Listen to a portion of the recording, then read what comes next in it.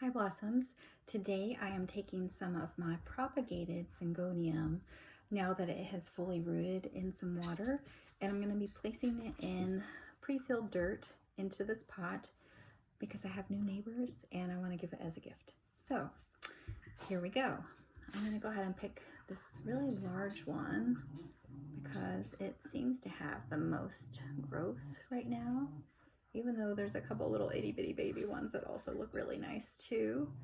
I'm going to go ahead and take the really big ones and leave the little guys in there just to kind of hang out and get a little bigger, maybe for my next gift. So I'm going to go ahead and put this down inside the water. In the dirt, I mean. I've taken it out of the water. I'm now going to be placing it in the dirt. And because this is the type of plant that kind of winds around, I'm going to want to kind of move it around inside of the dirt too. So I've got to kind of press down and move it into the dirt a little deeper so that it will continue to grow really well. I might have to add a little extra dirt on top once I get it in here because it has been kind of free flowing for a while and it's going to want to continue to do that. So I'm going to go ahead and get it in here nice and planted. It's going to have other things sprout out of this eventually. For right now, I'm going to get it in here as best I can, and then I'm going to add that extra dirt. So I do have an extra bag of dirt with me, and I'm just going to scoop some out.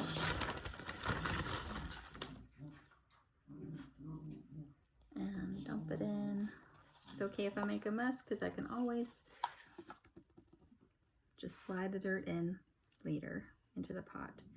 Of course, I do want a little room for watering. I don't want to press too much because I don't want the dirt compacted, but I do want it to be able to help hold the plant in place.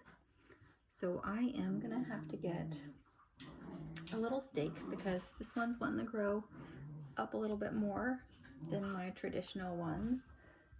And I do have some little stakes in here that I can slide in and help kind of secure it to the pole. So let me find my little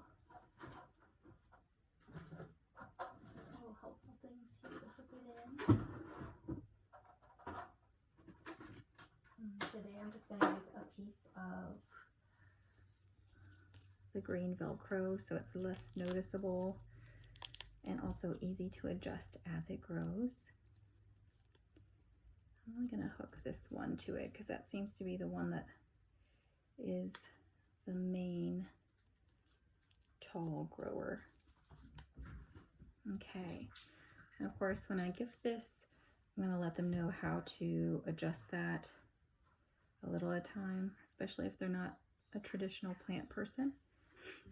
So, there we go. This is a Syngonium. It is the traditional Syngonium.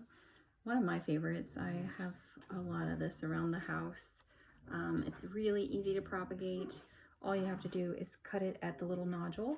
So there's like little nodes. I can show you on this little one here. It does have a little root on the end. Ooh. But you want to cut it at the nodes where it's got the little pieces kind of popping out. That's a place where a root can grow, and they're all over the whole plant.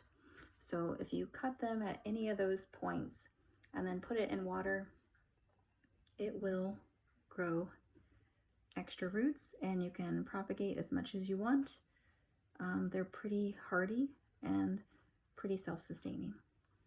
All right, happy hunting.